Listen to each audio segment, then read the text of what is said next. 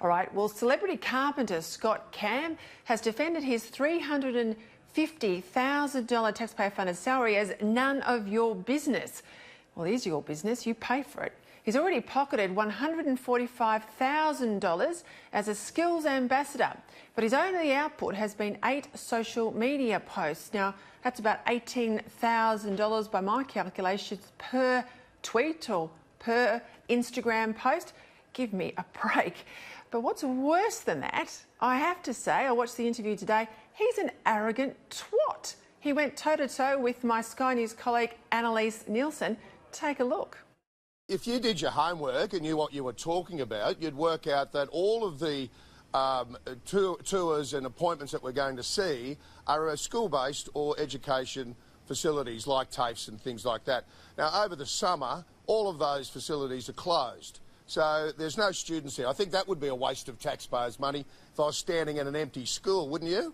So therefore, we're always planned to start this tour in February, and that's what we're doing today, February, March, and we're kicking it off. We're travelling around the country, and that was always the case. So all you've got to do is ask the question before you make the statements. So you didn't negotiate that salary at all? The government just offered you $350,000 for 18 months? My management and the government discussed the fee. That's none of your business. That's a commercial arrangement. How that came about is between my management, myself and the government. I wouldn't say it's not any of my business, but it certainly is taxpayer business. This is taxpayer money.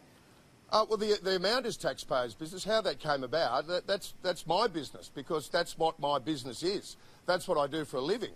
My business is my brand, and lending that to companies and businesses to get the message out there. That's what my business is. I tell you, Annelise, there was a celebrated example a number of years ago when I was a chief of staff, and I went to collect someone from the front door to have a meeting with me, but because I have a boy's name, this bloke asked me to get a cup of tea because he was waiting for Mr. Peter Credlin to join him, and I said, well, it's me, we're going to have the meeting right now, and it took him down a few pegs. That's the journalistic equivalent of a guy telling someone like you to do your homework. You clearly did your homework. This guy's got media training. He's a media personality. I just can't believe he wrong-footed it as much as he did. I have to say I was pretty surprised by the approach. I thought it was going to be more of a charm offensive, because if he just laughed me off for 5 minutes, I don't think any of us would be talking about this. But the other thing about not doing my homework, there wasn't actually that much homework to do. There wasn't a lot to look at in that time. I don't know what else I should have looked at. He did mention that he thought he had done a couple of media opportunities that I didn't seem to be aware of. I certainly feel like if he had addressed this issue of his salary, we would have seen it catch a few headlines. I'm not sure if he was talking about block appearances. I'm still waiting to see what comes out of that one. But at the end of the day, it's not like anyone's against having a skills ambassador. It's a good thing. We do need more people in TAFE.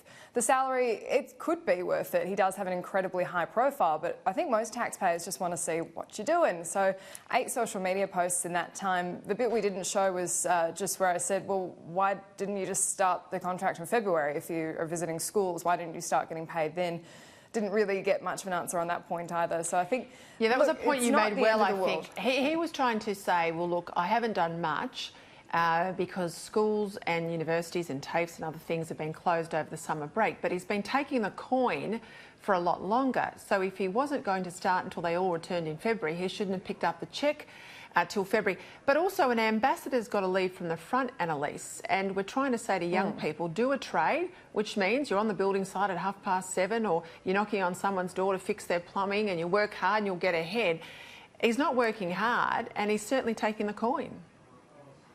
No, and if the idea is just that you have a public profile and you're going to use that to be an advocate just in how you conduct yourself, that's great, but taxpayers don't need to fund it. And so I originally approached this as a positive story. When he became an ambassador, I know that people were criticising the celebrity, but I've got no problem with privately funded people doing things for the public good. So I said, great, let's do it. Let's talk about skills ambassadors. And it took 3 months of almost weekly emails to even get to this point. And so I'm really interested if he has done any media other before me, exactly how they got it, because I had to work my tush off to get this one off the ground. But I think he does have a certain number of media appearances he has to do in his contract, and so that might have been it today, just thinking they could get one out quietly out of the way, and it's certainly been. He will not underestimate you again, Annelise Nielsen. Well done on the interview today, and you know, I think we saw another side to Scott Cam there.